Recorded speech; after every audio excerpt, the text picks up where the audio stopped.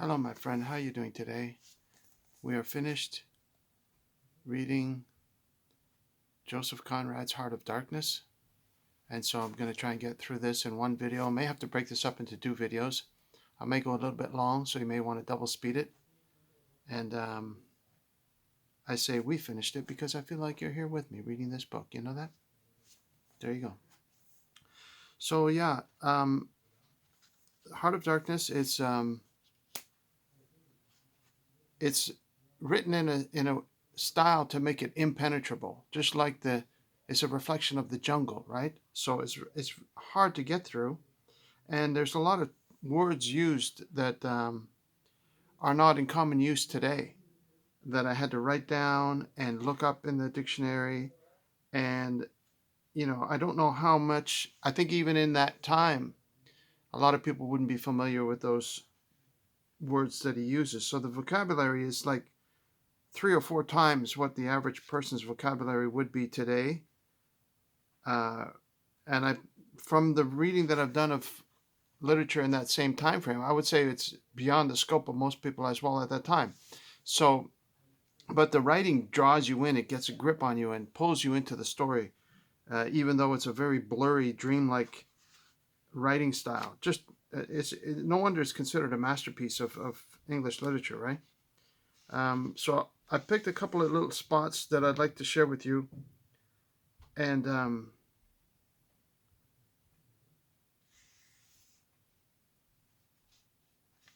then so far, you can just skip through. I may pause and have a little bit of dead space here, but I'm going to try and find.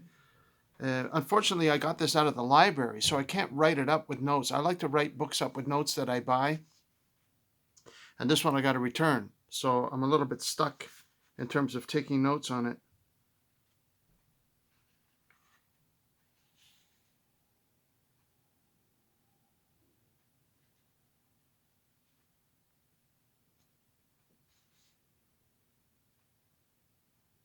This is such a so many powerful it's not broken up into paragraphs. It just goes on like a continual dreamlike state of the narratives. Is difficult to tell who's speaking when. I mean, it starts off where he's telling this story. He's on a ship with these guys listening to him, and he's basically, the whole thing is just him telling a story of his experience trying to find this Mr. Kurtz. The word Kurtz in German means short, but when he finally meets up with him, apparently he's 7 feet tall, and he goes through the experience of being shot at with arrows along the river, and then he finally meets up with Kurtz, and we're not told exactly what happens, but apparently they got into a fight because his job is to bring him back to England with him somehow. And we have to infer what actually happened. We can only guess at what happened, but apparently Marlowe beats him up to the point, I guess, where he dies before making it back to England. So it's much different from Apocalypse Now, of course. It's only maintains a few distinct points. And anyway, there's some solitude. He talks about solitude.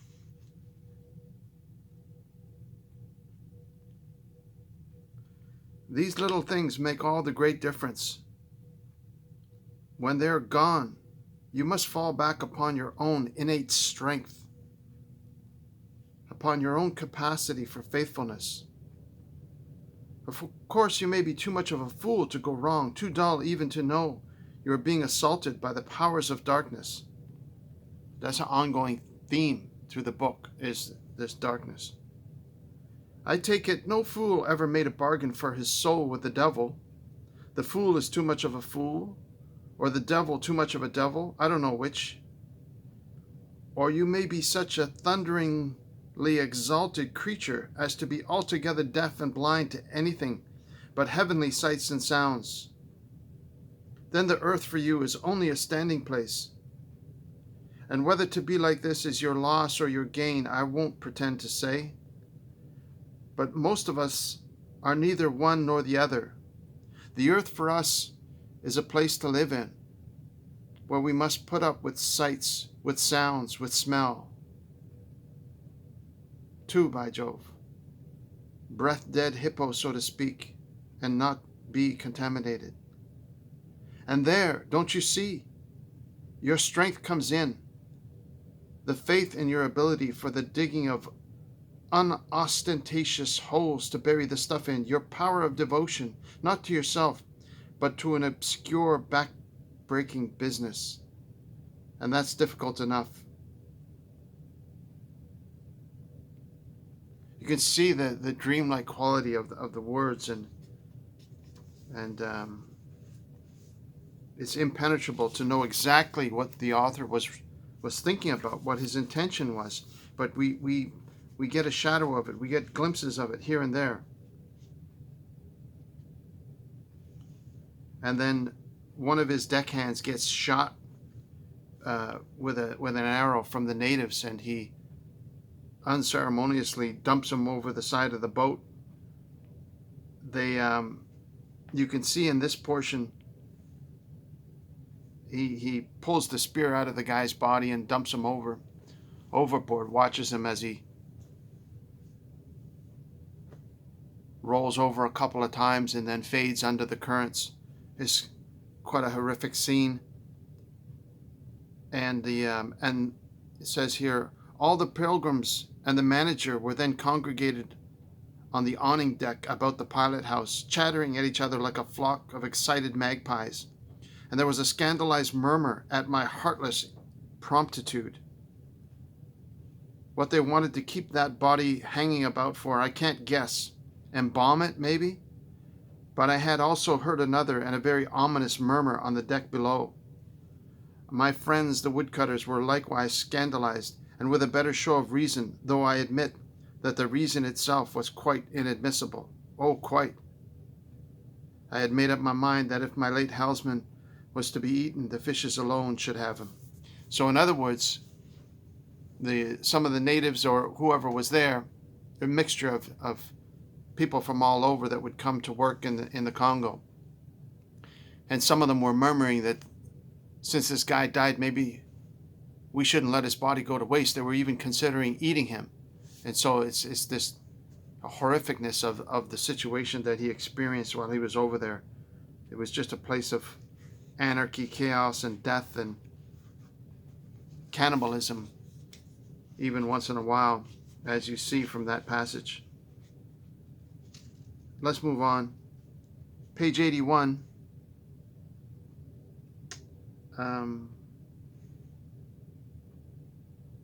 This is a horrific scene. I'm not going to repeat it for you because it talks about when he sees when he finally arrives to the place where Kurtz is at, and he sees the heads on the stakes that had been positioned outside of his place. It's a horror, right?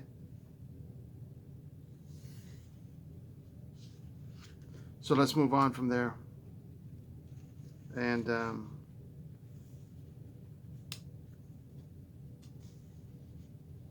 the shock of him seeing.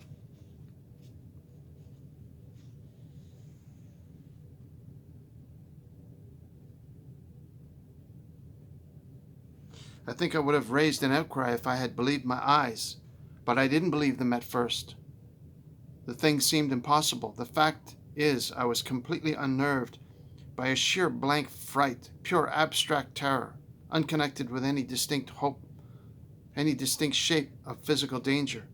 What made this emotion so overpowering was, how shall I define it? The moral shock I received, as if something altogether monstrous, intolerable to thought and odious to the soul, had been thrust upon me unexpectedly. This lasted, of course, the merest fraction of a second, and then the usual sense of commonplace, deadly danger, the possibility of a sudden onslaught and massacre, or something of the kind, which I saw impending, was positively welcome and composing. It pacified me, in fact, so much that I did not raise an alarm. So he was looking through these binoculars and he saw the scene outside of Kurt's residence where they had put, bodies on skewers and hung them up, and shocked him so much that it threw him back, almost knocked him over. And that's part of the description. I won't go into more detail because it's quite horrific.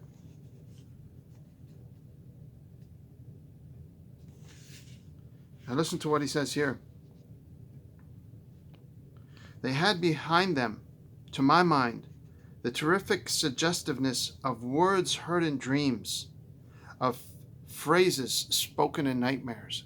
This is what he's writing about, that this time in his life was like a dream, was like a nightmare. It was so crazy that it's hard for him to even describe it, of what he's gone through.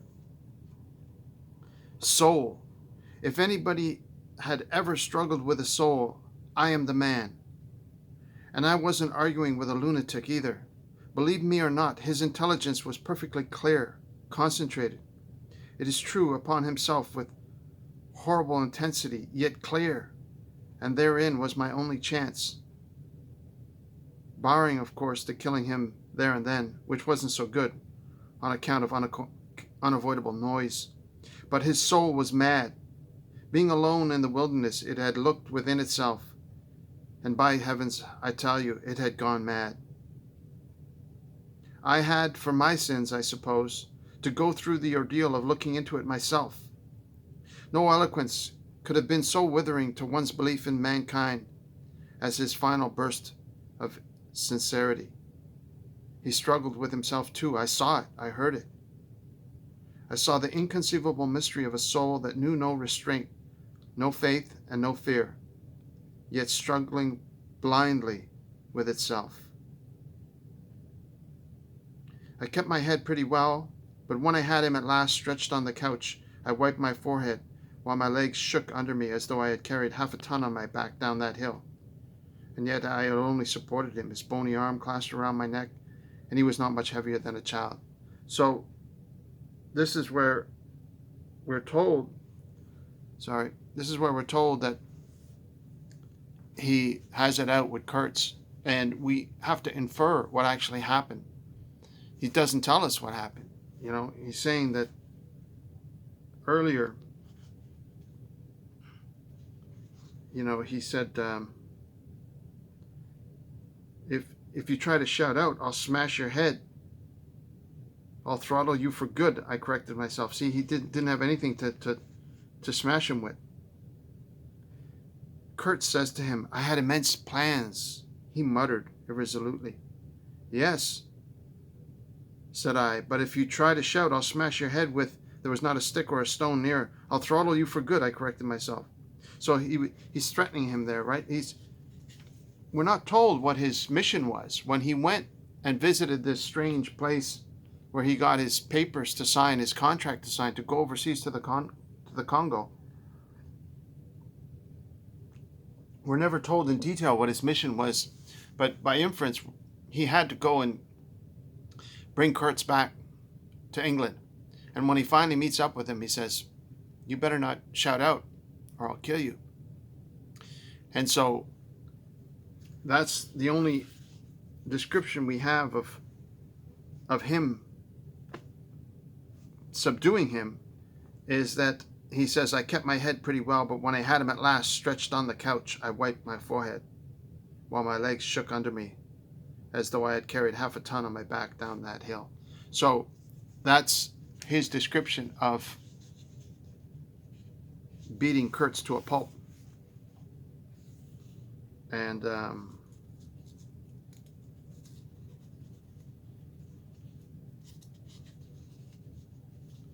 he's still alive. He brings him back down into this shed.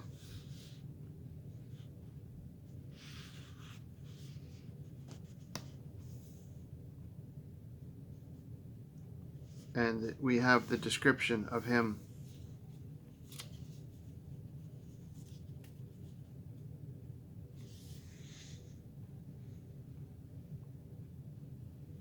I saw him. He was lying on his back with closed eyes, and I withdrew quietly, but I heard him mutter, live rightly. Die. Die. I listened. There was nothing more. Was he rehearsing some speech in his sleep?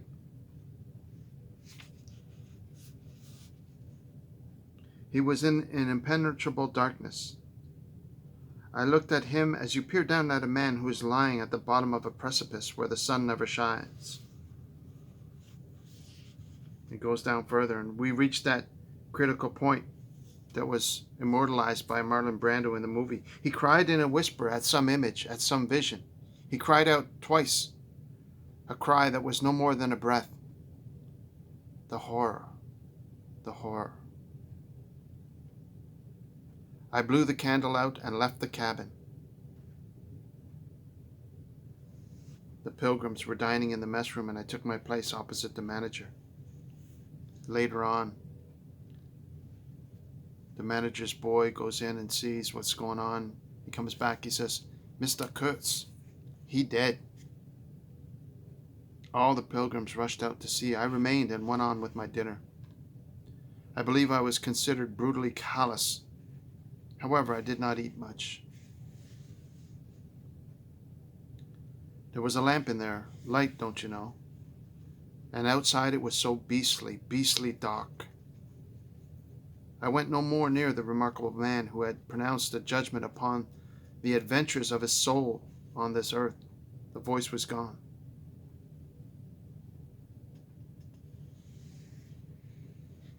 What else had been there? But I am of course aware that the next day the pilgrims buried something in a muddy hole, and then very nearly buried me. However, as you see, I did not go to join Kurtz there and then. I did not. I remained to dream the nightmare out to the end, and to show my loyalty to Kurtz once more. Destiny, my destiny. I believe this passage is just as powerful as the famous passage, the horror. He now has a destiny. And he considered his life to be dreaming a nightmare. And he has to go now and fulfill his destiny. And that destiny is to actually return. At the end of the book, we see that he returns to visit Kurtz's girlfriend. Apparently he had a beautiful native woman that was with him, taking care of him, and who loved him dearly, apparently. Idolized him, worshipped him. And he took a bunch of his papers with him when he left, but he decided he had to return all those personal letters and papers to his girlfriend. And at the risk of giving away the ending, or spoiler alert, it's not a huge spoiler, but she begs Marlowe to tell him what was his last words, and he tells her his last words were your name.